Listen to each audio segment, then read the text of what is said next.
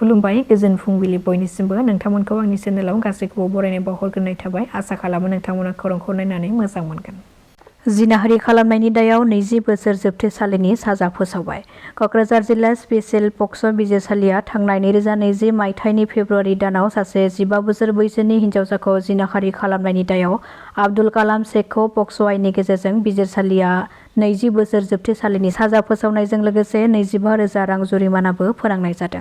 कक्राझार जिल्ला special कर्टआ special case number 73/20 नि बिजिरनायाव बिजिरगिरि नुरजामाल हकआ आब्दुल कालाम शेखखौ पक्स' एक्टनि आयेन बादियै साजाखौ फोसावनाय जायो।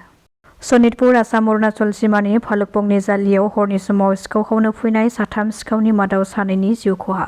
मिथिनो हानाय बादिब्ला हरनि समाव बे 3 सिखावनि हानजाया मोसौ खावनो थाखाय फैनाय समावनो रायजो राजाया जयै हमनानै गोबां बुग्लिनायनि जाहोनाव जायगायावनो 2निया जिउ खहा जायो।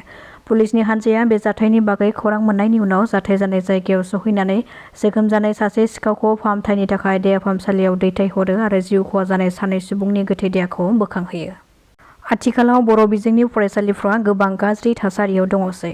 गोबां बर' फरायसालिफ्रानो फरायसाफोर गैयै आरो बबेबा फोरोंगिरिफोर गैयैनि जाहोनाव बन्द' खालामजाबाय आरो बबेबा ओनसोलाव खुनुरोखोम मिरौ जिरुयै थांनानै दङ बर' बिजोंनि माखासे फरायसालिफ्रा। फिन आरोबाव तामुलपुर जिल्लानि फोरोंगिरिनि आंखाल आरो फरायसालियाव थानाय सासेल' फोरोंगिरिखौ गुबुन गंसे फरायसालियाव दैथायहरनायनि जाहोनाव थांनाय 1981 मायथाइयावनो गायसनजानाय तामुलपुर जिल्लानि बगाजुलि सोमलिगुरि दैमालु गुदि फरायसालिया बन्द' जानायनि लामायाव दङसै।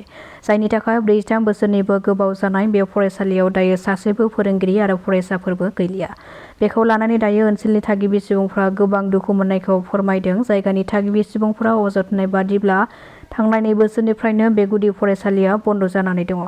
जायगानि रायजो राजाफ्रा बे बन्द' जानो नागिरनाय फरायसालिखौ फोथांनानै लाखिनो थाखाय गोबां नाजानायनि उनावबो सा 18 फरायसाफ्रा फरायसालियाव थानाय समावनो आसाम सोरखारा बे फरायसालिनि फोरोंगिरिखौ गुबुन गंसे फरायसालिसिम दैथायहरनायनि थाखाय फोरोंगिरिनि आंखालाव दायो बन्द' जानानै दङ होननानै अजद दैखांदों।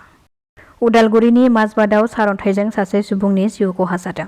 माजबादनि बाथाबारि गामियाव भुटियामारि दैमा सेराव ट्रेक्टरजों बाला जावखांबाय थानाय समावनो हरखाब सारअन्थाइजों गावजानानै माजबाद साहा बागान निउ लाइननि 17 बोसोर बैसोनि आनम महतु मुंनि सासे सुबुङा जिउ खहा जानो गोनां जादों।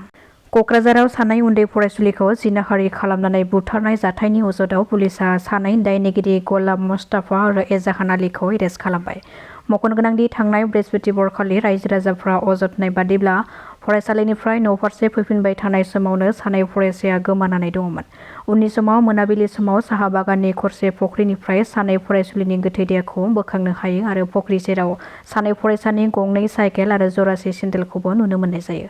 बेबादि जाथायखौ नुनो मोननायनि उनाव जायगानि सुबुंफ्रा बे सानै फरायसुलिखौ जिनाहारि खालामना बुथारनायनि गोख्रों अजद दैखांदों। बे जाथायखौ लानानै गोबां फरायसालिनि फरायसाफोर आरो पुलिसआ बे जाथायजों सोमोन्दो थानाय दुथां सानै सुबुंखौ हमनो हायो। मिथिहोनाय बादिब्ला बे जाथायाव बलि जानांनाय सानै फरायसुलिया थलमारा गोजौ फरायसालियाव फरायगासिनो दंमोन। नाथाय बे बुथारनाय जाथाया ओनसोल नाङैनो मोनसे दुंहाव थासारि सोमजिहोदों। हाग्रामा महिलारिनि दैदेननाय BPF सोरखारा गोबां बारहुंखाजों सिलिंखार जालांनाय नखरफोरखौ अनसायनायखौ नुनो मोननाय जादों। बावैसो सान सिगाङाव कक्राझार जिल्लानि सिङाव थानाय गोबां खना खनला बर' गामिफ्राव बारहुंखाया सिमब्रेनायनि जाहोनाव गोबां बर' सुबुंफोरनि नखरफ्रा हालाय हाफाय जानांदोंमोन। बेखौ नोजोर बोनानै BTC सोरखारनि MCLA उइलियाम नार्जारि बिथाङा गं 80सो सिलिंखार जानांनाय नखरफोरनो न' लुनो थाखाय थिं राननानै होनायखौ नुनो मोननाय जादों। बेनि अनगायैबो जायफोर गोरिब सुबुंफोर दङ बिथांमोनाबो बे थिंखौ मोननो हागोन होननानै खोथा होदों MCLA उइलियाम नार्जारि बिथाङा। रायजोआव संग्रा गेसनिफ्राय लानानै पेट्रल, डिजेल, मुलि, जानाय लोंनाय मुवा बेसाद बायदिसिना मुवा बेसादफोरनि बेसेन बांनायखौ लानानै आसुआ रायजो नाङैनो गोख्रों सोमावसारनाय हाबाफारि बानजायदों। मख'नो गोनांदि आसामाव बिसायख'थि जोबनाय लोगो लोगोनो BJP सोरखारा रायजो राजाफोरखौ गोबां जेंनायाव खोख्लैदों। रायजोआव मुवा बेसेन बांनायफोरखौ जाहाथे खमायनानै रायजो राजाफोरखौ बे जेंनानिफ्राय बारग'होयो आरो सोरखारा बेनि राहा लामाखौ लानांगौ होननानै गोख्रों दाबि खालामदों आसुआ।